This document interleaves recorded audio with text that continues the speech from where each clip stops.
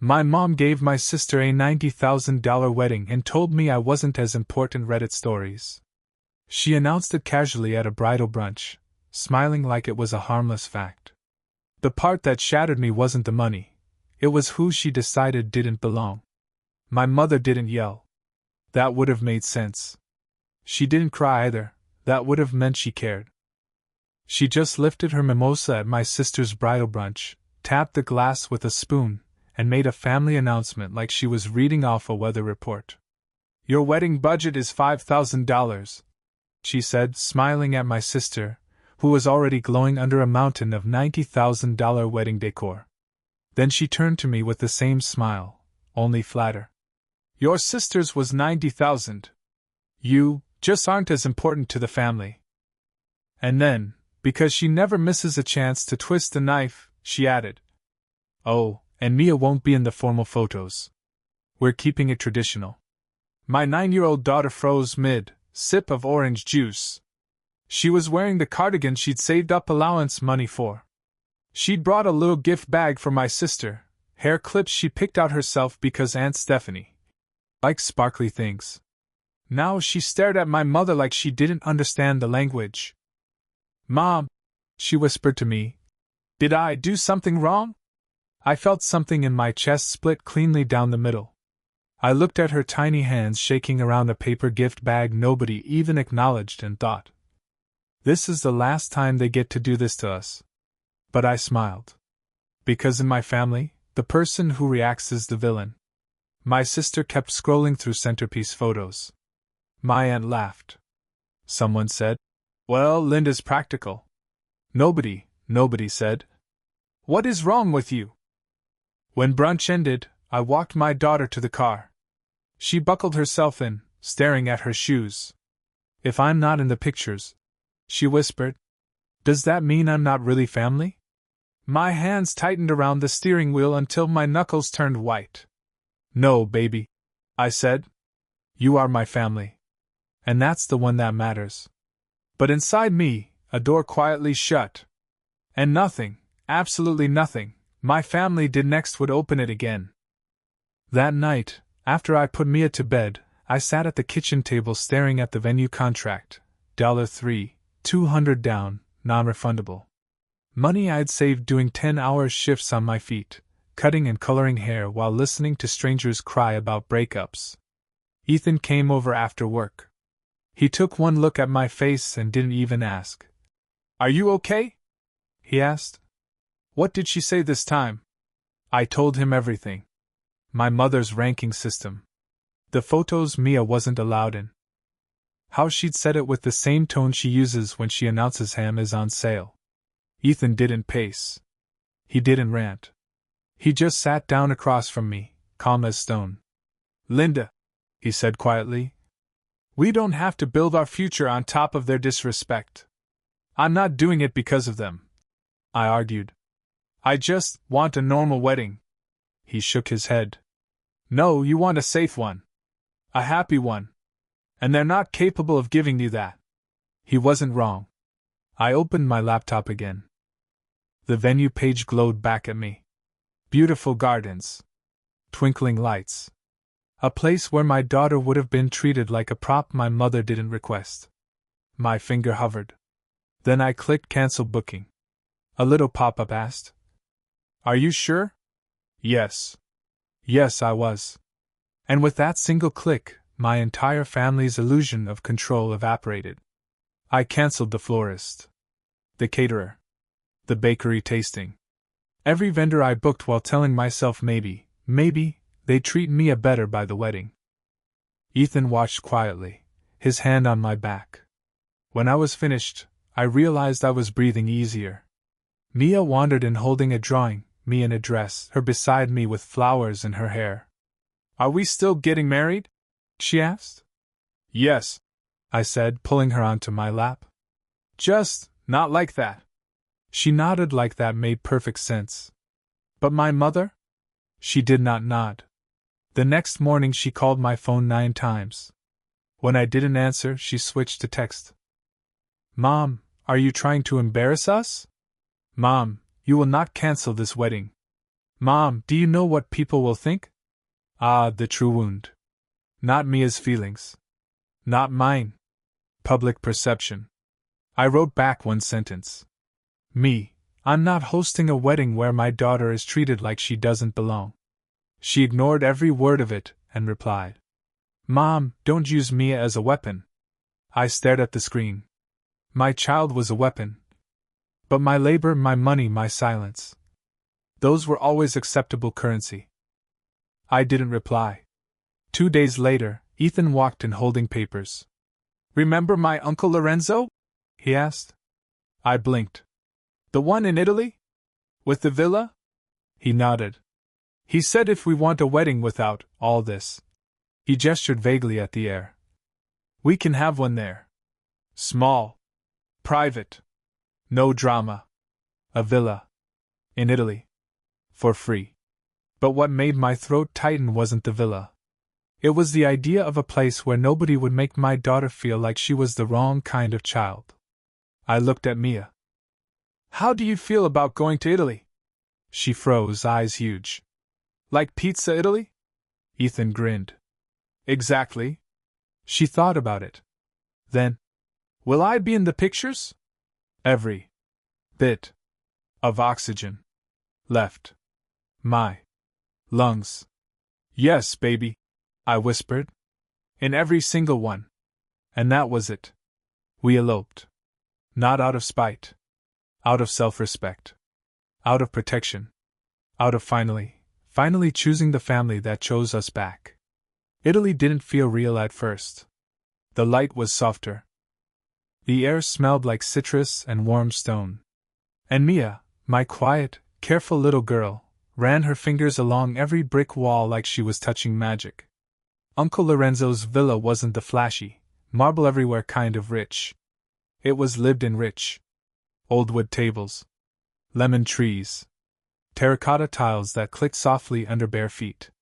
When he met us at the gate, he didn't greet me first. He crouched to Mia's height. Hello, Mia, he said with an accent warm enough to melt butter. I'm very happy you are here. Mia blinked like she'd been handed a treasure. No one in my family had ever spoken to her like she mattered first. 3 days later, we got married. Small. Quiet. Just us, an officiant, and Lorenzo standing under a vine-covered arch like he'd been blessed with front-row seats. I wore a simple white sundress. Ethan wore linen. Mia wore yellow with a flower crown that kept slipping because she couldn't stop laughing. During the vows, she squeezed my hand so hard I thought she'd never let go. It was the happiest, calmest moment of my entire adult life. Afterward, Lorenzo insisted on taking one photo. Just one. Me and Ethan in the middle. Mia between us. Her hands in ours. Her smile big and real and safe. No props. No ballroom. No forced smiles. Just a family that existed because we chose each other. That night, after dinner on the terrace, after cake eaten with our fingers, after Mia fell asleep between us like a warm little starfish, I posted the photo. No caption. No date. No announcement.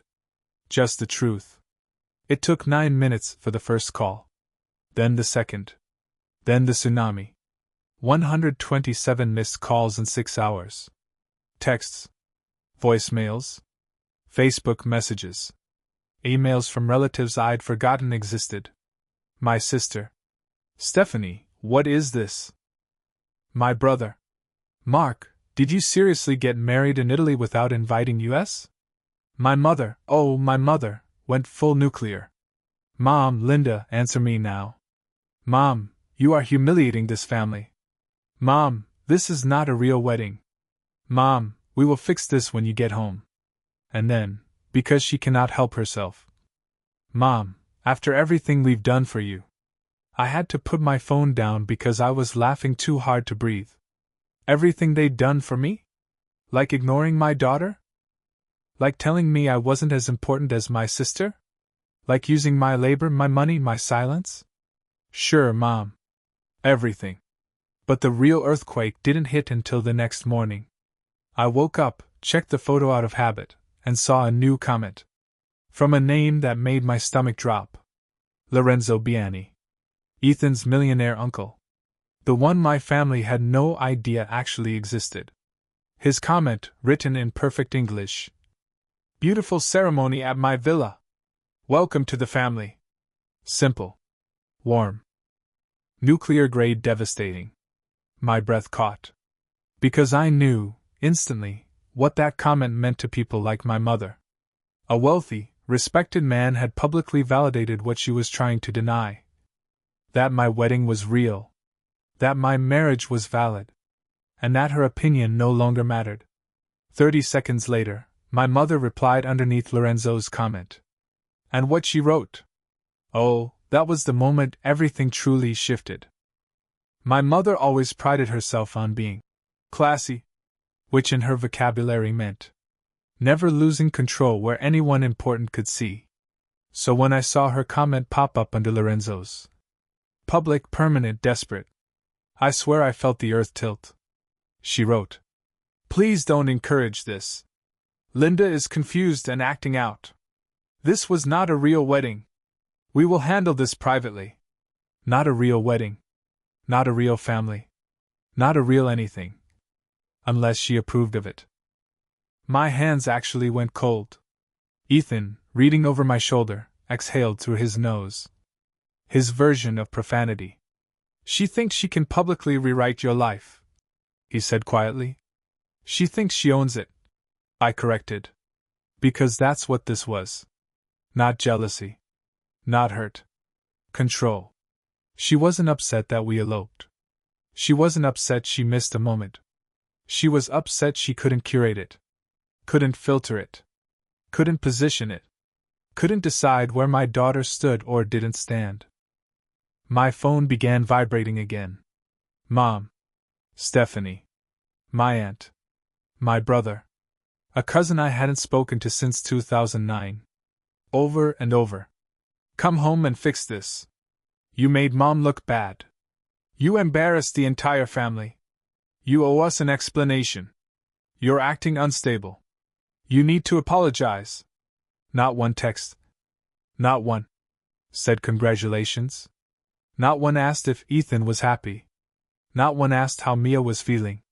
Not one asked if I needed anything. Because what they wanted wasn't connection. They wanted control restored. Ethan gently took my phone from my hand and set it on the patio table like it was a venomous insect. "We're not giving her this day," he said. And we didn't. Instead, Lorenzo came outside holding a bowl of fresh figs like we were honored guests, and not refugees of familial insanity. He sat across from us under the lemon trees, poured sparkling water for Mia like she was royalty, and said, in his warm, steady Italian accent, "In every family," he began, "there are people who take, and people who give." I went still. He continued, "When the givers stop giving, the takers become angry. Loud. They call it betrayal." He tapped the table once, lightly. "But it is not betrayal. It is liberation." I didn't realize until that moment that my eyes were filling. He turned to Mia. "In my home," he said softly, "a child is never made to feel small." Mia smiled at him with tomato sauce on her chin. And something inside me broke. But not painfully. It broke open. Clean. Bright. That night, with one deep breath and no trembling at all, I sent my mother a message. I'm not discussing this. I'm married. Mia is my family. If you can't respect that, you won't be part of our lives or our finances anymore. Then, without waiting for a reply, I opened my banking app. Deleted the monthly transfers I'd been sending my parents. Deleted the money I sent my brother, just until he gets on his feet. Deleted the salon discounts for my mother and sister. 3 confirmation screens. Transfer cancelled. Transfer cancelled. Auto payment stopped. I didn't feel guilt. I felt the oxygen return. I felt room. It wasn't the end of the story. Not even close. Because the moment I got home, the real fallout began. Coming home from Italy felt like stepping back into a life I'd quietly outgrown. Ohio skies, gray. Parking lots slush, loud. My phone, vibrating like it was trying to escape my purse. By the time we reached our townhome, Mia had taped a postcard from Florence onto the fridge and drawn a lemon tree next to it labeled Our Wedding House. It was the happiest thing in my whole kitchen. I was chopping vegetables for dinner when my phone buzzed again. Then again. Then again. My mother, who had not congratulated me once, had found a new strategy. Mom. Linda, we need to talk about your behavior. Mom. Your wedding is not legal. Mom. I spoke to your aunt, and we agreed you were influenced by Ethan's family. Mom. You will have a real ceremony here so the family can witness it properly. I stared at the screen like it might sprout legs and walk away in embarrassment. Ethan read over my shoulder. Real ceremony? He muttered. We were literally married by a government official. She means ceremony she controls, I corrected. He kissed my temple and went back to helping Mia glue paper windows onto a little cardboard house she was building. 5 minutes later, Stephanie chimed in. Stephanie. Mom is crying. You really hurt her. Then. Stephanie. Also. Was that really Uncle Lorenzo in the comments? Ah. There it was. The actual emergency. Not my feelings. Not my daughter. Not my wedding. But the fact that someone with money and reputation had publicly treated me like I mattered. My mother switched to voicemails next. I didn't listen to most of them, but the previews said enough. She is destroying our image. She has embarrassed all of us. She needs to fix this before the family reunion. She is acting unstable. Unstable. The go-to diagnosis for women who stop tap dancing on command. 2 days of silence from me escalated matters. Because when you've spent your whole life keeping the peace, the moment you stop, it feels like rebellion.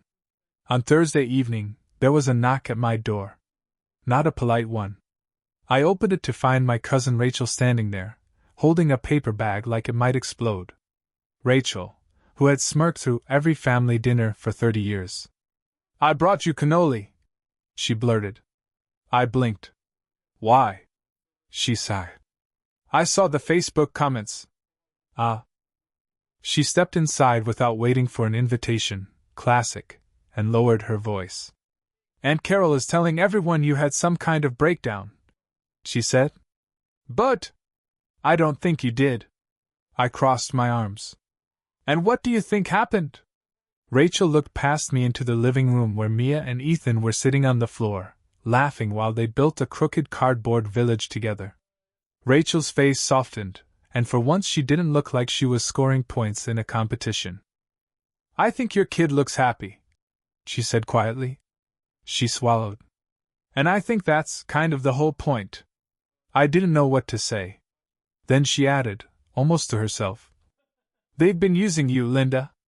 Everyone sees it. You were just the only one pretending it was normal.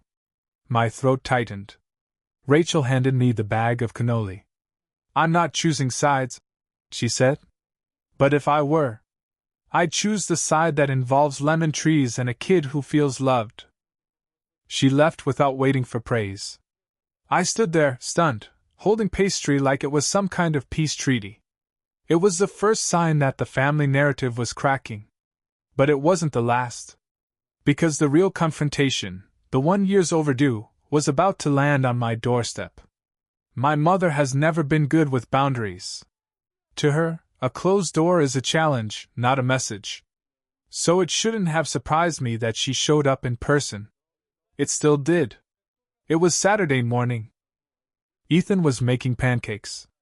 Mia was still in pajamas, sitting cross-legged on the floor, coloring a picture of our Italian wedding. She added extra lemon trees because they look happy. Then came the knock. Not loud. Not frantic. Worse. Purposeful. Ethan gave me a look. You don't have to answer. I knew that. But I also knew my mother. If I didn't open the door, she'd escalate until the neighbors formed a support group. So I cracked it open 2 inches. There she stood, coat wrapped tightly around her, mascara too perfect for an unannounced visit. Stephanie hovered behind her, arms crossed like security. "Linda," my mother said, voice trembling with the effort of pretending she wasn't furious. "We need to talk." "No," I said. She actually blinked. People don't usually say no to her.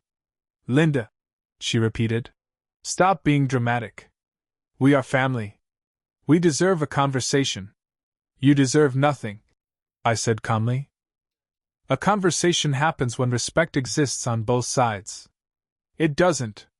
She pushed on the door like she could shoulder her way in. I didn't move. Her eyes darted past me into the house. Saw Ethan at the stove. Saw Mia on the floor. Her jaw tightened. "You're involving your daughter in your meltdown?" she hissed. Ethan turned his head, slowly. The look on his face could have curdled steel. I stepped fully into the doorway so she couldn't see Mia anymore. "I'm not having a meltdown," I said. "I set boundaries. You're having a meltdown about them." Stephanie scoffed. "Mom is worried about you." "No," I said. "She's worried someone saw her lose control." My mother's chin lifted, stung. "You embarrassed this entire family by running off to Italy. You embarrass yourself by telling the internet my wedding wasn't real." "That wasn't a wedding," she snapped. "No guests, no blessings, no traditions. It was legal, it was happy, and my daughter was in every picture." She flinched, like Mia's name was an accusation. "It was selfish of you," she said tightly. "You owe us a real ceremony. One we can all attend." I almost laughed. "Oh? Oh? I owe you nothing," I said. "You spent my whole life taking from me. Money. Time. Labor. Silence. And the one time, I choose something for myself and my child, you call it a betrayal." My mother's face finally cracked. "You cut off the payments," she whispered. "Ah. Found it. The true emergency. Not the wedding. Not the elopement. Not the photos. The money. I cut off funding a family that refuses to treat my child like family," I said. "You will regret this," she snapped. "No," I said, stepping back. "Every minute I spend without you proves I won't." Stephanie opened her mouth. Closed it. Opened it again. "You're being cruel," she said. "No," I corrected. "I'm being fair. It just feels cruel to people who are used to using me." My mother stared at me with a look I'd never seen before. Not anger. Not superiority. Fear. Real fear. Because she finally understood something. I wasn't coming back. I wasn't bending. I wasn't breaking. I was done. Then came the final blow. "Mom," I said quietly, "Mia cried when you said she couldn't be in the photos. She thought she'd done something wrong." My mother's face tightened, but not with guilt. With annoyance. "She shouldn't be so sensitive," she said. That was it. The door inside me that had cracked? It slammed. I didn't scream. I didn't cry. I just said, "Leave." My mother reeled back like I'd slapped her. "Linda. Leave," I repeated. "You're not welcome here until you can respect me and my daughter. And I don't think that's ever going to happen." I closed the door. Locked it. On the other side I heard a muffled, "This isn't over." She was wrong. For me it was. But the ripple effects? Those were just beginning. For 2 days after the confrontation, my house felt light. Not quiet. Mia was still Mia, humming while she brushed her hair, narrating her drawings like a museum tour guide, but light. The kind of light that happens when you stop holding your breath and finally let your lungs expand. My phone stayed mostly silent. My mother had moved from attack mode into martyr mode, which meant long Facebook posts vague enough to be deniable but specific enough that everyone knew who a certain ungrateful daughter was. Meanwhile, something strange began happening. People in the family started reaching out. Not the ones loyal to my mother. Not the ones who treated her opinions like scripture. Different people. People who'd watched quietly for years. First was my cousin Rachel, who'd brought the cannoli. Then her sister texted. Anna, I saw what your mom commented under that photo. It was awful. I'm sorry. Then an uncle I rarely spoke to messaged me. Uncle Paul. Your mother has always been like this. Good for you for protecting Mia. Then a shocker. My dad's sister, Aunt Jean, the one who'd always sat beside my mother like a matching decorative pillow, sent me an email. Subject, proud of you. Body. Your mother is spiraling because she cannot control you. I wish I'd had your strength when I was your age. I read that line 3 times. Strength. No one in my family had ever used that word toward me unless it involved lifting heavy furniture at a holiday gathering. The shift wasn't universal. But it was spreading like small cracks through old concrete. The next wave came from outside the family. At the salon, 3 of my long-term clients brought up the Italy wedding. I saw your photo. You and your daughter look so happy. That comment from your mom, honey, are you okay? I realized then how public my mother's attempt to discredit me had been. And how badly it reflected on her. People weren't whispering about my breakdown. They were whispering about her cruelty. My sister tried damage control by texting me a 3-paragraph explanation about how Mom didn't mean it like that, and weddings are stressful for everyone, and you're overreacting. I didn't reply. Because people who think boundaries are overreactions don't get to be included in the conversation. Meanwhile, something beautiful was happening in my home. Mia. My sweet, quiet, observant daughter. She carried herself differently. One morning while tying her shoes, she said, Mom, I like our family now. It feels safe. I had to pretend I was clearing my throat. Later that week, Ethan's uncle Lorenzo called. Yes, called. On the phone. Like an old-world diplomat. Linda, he said. If you need anything at all, you tell me. I didn't need financial help or legal help. I just needed that sentence. Because when he said anything, I believed him. More than that, I realized I'd never believed it from my own parents. The real turning point came 3 weeks later, on a rainy Thursday. I got a message from Mia's school counselor. Hi Linda. Mia mentioned something in class today. Can we talk? My stomach clenched. I drove over immediately. The counselor sat across from me with a gentle expression. Don't worry, she said. Mia is fine. Really fine. I exhaled. She was working on a family tree activity. The counselor continued. And she asked if she could draw more branches for her Italy family. My throat tightened. Did she seem confused? I asked. No, she smiled. She seemed proud. Like she'd gained something. The counselor hesitated. Then she asked if she could remove someone from the tree because they don't love me right. My heart thudded. Your mother? The counselor asked softly. I nodded once. She understands more than you think, the counselor said. I swallowed hard. And in that moment, I stopped wondering if I'd overreacted. Stopped questioning my choices. Stopped replaying my mother's words. Because the truth was simple. Removing my family from our wedding didn't hurt Mia. Keeping them would have. One more thing happened that week. A letter arrived in my mailbox. No return address. Handwritten. I recognized the looping script immediately. My mother. I stood there holding it, the paper soft from her heavy handwriting. A part of me, the old part, wanted to open it. Wanted to hope. Wanted to believe she'd finally say the one sentence I'd needed my whole life. I'm sorry. But another part of me, a new part, knew better. Knew what apologies from her looked like. Knew they were demands in disguise. So I walked to the kitchen. Opened the junk drawer. And set the letter inside. Not thrown away. Not read. Just removed from power. Because this was the new rule. People don't get access to me just because they've always had it. They get access because they've earned it. And my mother? She had not. Not even close. Stephanie didn't even pause for breath. Dad told her she crossed the line, she continued, her voice sharp enough to slice tile.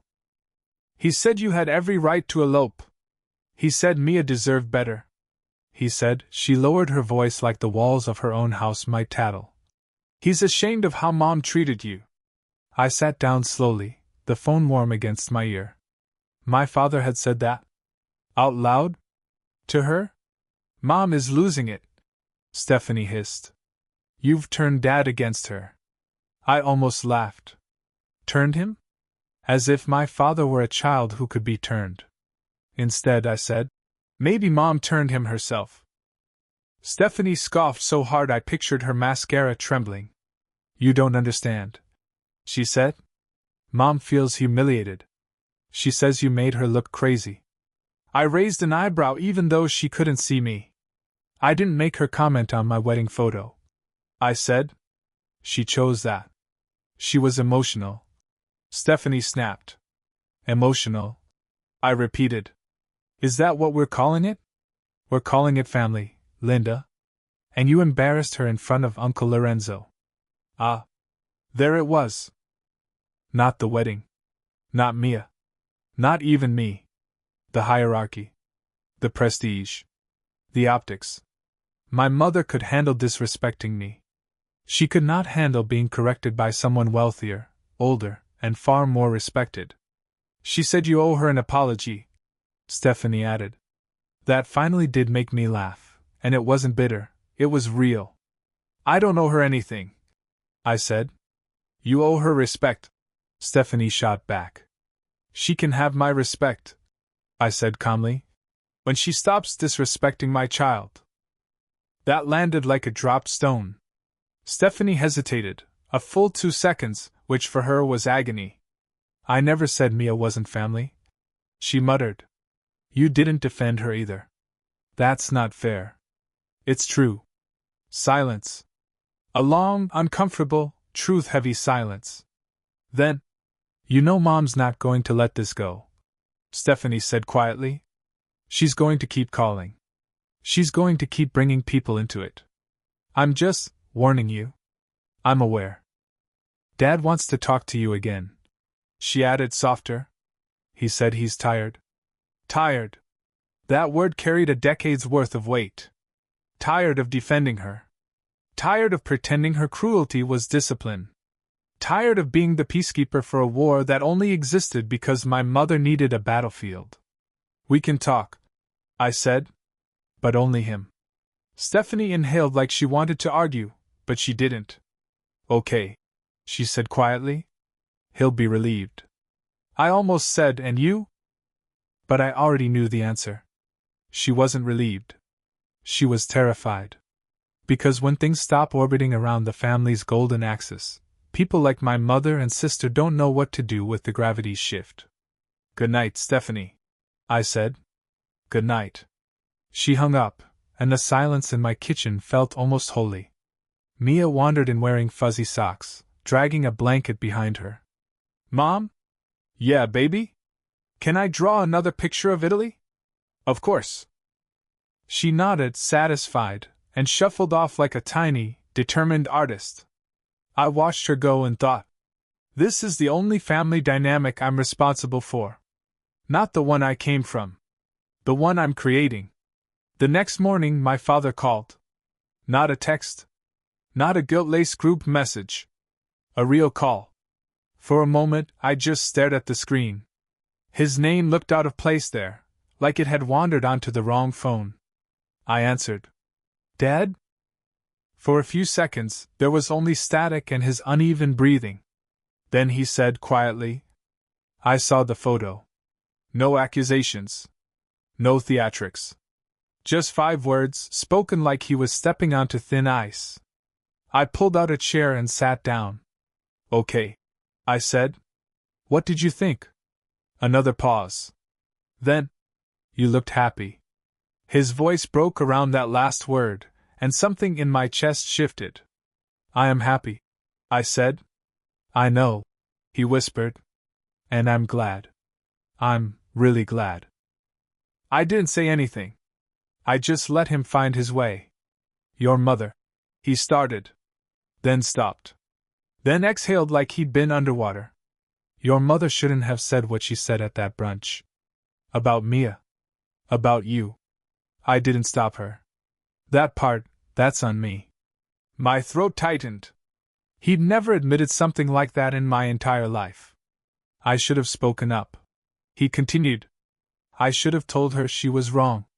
But your mother is. He searched for the right word. Loud. He settled on. And she gets louder when she feels she's losing control. I snorted softly. An understatement of the century. He must have heard it, because he gave a quiet, humorless laugh. I know, he said. I know how she gets. You've dealt with it longer than anyone. Longer than I should have allowed. Another pause. Then, very softly. She hurt you. She hurt your little girl. That's not something I can defend. I rubbed my forehead. Dad, I said gently, why are you saying all this now? He inhaled shakily. Because she wants me to call and demand you apologize. And I can't do that. Not anymore. My breath caught. I'm tired, Linda. He confessed. I've spent 40 years trying to keep the peace. But peace isn't peace if only one person is paying for it. That hit me in a place I didn't know still hurt. He continued, voice low. You didn't embarrass the family. Your mother embarrassed herself. And she knows it. That's why she's scrambling. That's why she's blaming you. I didn't realize I was crying until a tear hit the back of my hand. Dad? He cleared his throat. I don't expect you to fix things. That's not your job. His voice cracked. I just want to see you. And Ethan. And Mia. When you're ready. Not when your mother demands it. Inside me, something unclenched, slow, hesitant, but real. We can talk, I said quietly. But boundaries stay. They're not negotiable. I know, he said. And I'll respect them. It felt surreal hearing him say that. After we hung up, I sat there a long time, hands wrapped around a mug that had gone cold. Then Mia padded into the kitchen. Mommy? She said, rubbing her eyes. Why are you crying? I crouched down. These, I said gently, are happy tears. She blinked. Then hugged me with her whole tiny body. And I realized. Sometimes you don't need a parent. Sometimes you become the parent you always needed. My mother didn't call. Not that day. Not the next. Not even after my father quietly defected from her narrative like a man climbing out a window to escape a house fire. But something about the silence felt heavy, like the air right before a thunderstorm. 3 days later she broke. At 6:12 a.m. I was making pancakes with Mia, half asleep and flipping batter while she narrated in great detail why chocolate chips should be considered the highest form of diplomacy, when my phone buzzed with a video call. Mom. Of course. I didn't answer. She called again. Declined. A third time. Persistent. Like guilt with Wi-Fi. Ethan walked into the kitchen, hair sticking up, kissed my shoulder, and whispered, You don't have to open that door. I nodded.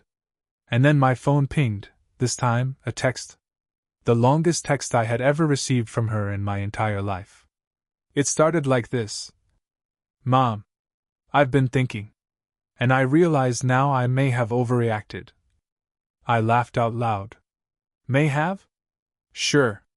And the sun may be warm. But I kept reading. Her message slid from, I overreacted, to, You embarrassed us online. To, Your wedding wasn't real. To, Your uncle shouldn't have interfered. To, How could you do this to me? With all the grace of a shopping cart with one bad wheel. Then the real truth slipped out. Mom. Your sister is humiliated.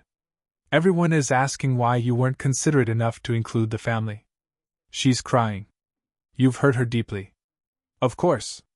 There it was. It always came back to Stephanie's feelings. Always.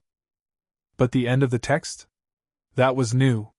Mom, if you want this family to survive, you need to come to dinner on Sundays so we can settle this. No husbands. No children. Just us adults. I read that message 3 times. And then Mia tugged on my sleeve. Mommy pancake, she said, holding up her plate proudly. Real family. Right here. Sticky fingers and chocolate chips. I kissed her head. Looks perfect, I said. Later that afternoon, I sent my mother a reply. Just 3 sentences. Me. There is nothing to settle. My marriage is real. Mia will not be excluded ever again. I didn't ask for approval. I didn't negotiate. I didn't apologize for existing. Her response came immediately. Mom, if you bring that child into this conversation, we can't move forward. That child. Not Mia. Not her granddaughter. That child. Ethan heard my inhale from across the room. He walked over, read the message, and shook his head. Block her, he said. Calm. Firm. Unshakable. And for the first time in my life, I didn't hesitate. I pressed. Block. Silence. Heavy. Still. But clean. That evening, after dinner, I stepped outside to throw something in the recycling when I saw an envelope tucked under the welcome mat. A cream envelope. My name written in handwriting I recognized instantly. My father's. I opened it. Inside was a letter, short, simple, but written with effort. Linda. Your uncle told me you might not speak to your mother for a while. I respect that. I want you to know I'm proud of you. Of the life you built.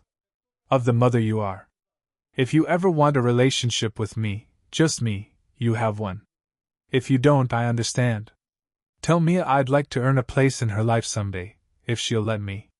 Dad. I stood there a long moment, the porch light buzzing softly, the letter trembling in my hand. Then Mia opened the door behind me. Mommy, she said, cheeks pink from playing. Can we draw more lemon trees? I folded the letter gently. Yeah, baby, I whispered, lifting her into my arms. Let's draw all the lemon trees we want. Because for the first time, the roots of our new life, our actual life, were starting to grow. Not in fear. Not in obligation. But in choice. Ours. 2 weeks passed before the next crack in the universe came. A small one. Quiet. Almost shy.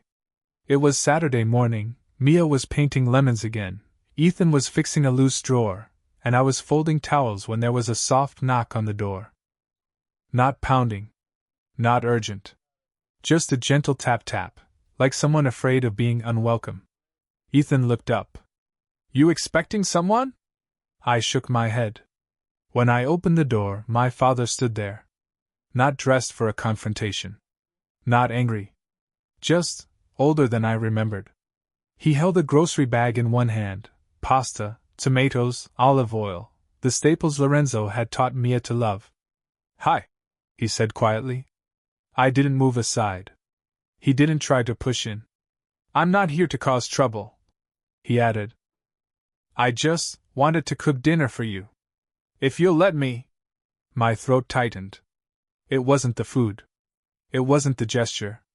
It was that he came alone. No mother hiding behind him. No expectations. No demands wrapped in guilt. Just a man trying to show up, finally, without being told, coached, or shamed into it. I stepped aside. He entered slowly, like crossing a border he didn't have permission for. When Mia saw him, she froze. He crouched, same way Lorenzo had done in Italy, and said softly, Hi, Mia. I'm your grandpa. I'd like to get to know you, if that's okay. Mia looked at me. I nodded. She handed him a painting of a very lopsided lemon tree. He smiled like it was a masterpiece. Dinner was simple and warm. No yelling. No critiques. No ranking of children or budgets. When my father left, he stood at the doorway and said, Your mother will not understand these boundaries. But I do. And I won't cross them. I believed him. For the first time in my life, I believed him. That night, after Mia fell asleep, Ethan and I sat on the couch, feet tangled, quiet in the best way. You okay? He asked. I thought about my mother's comments. Her dismissal.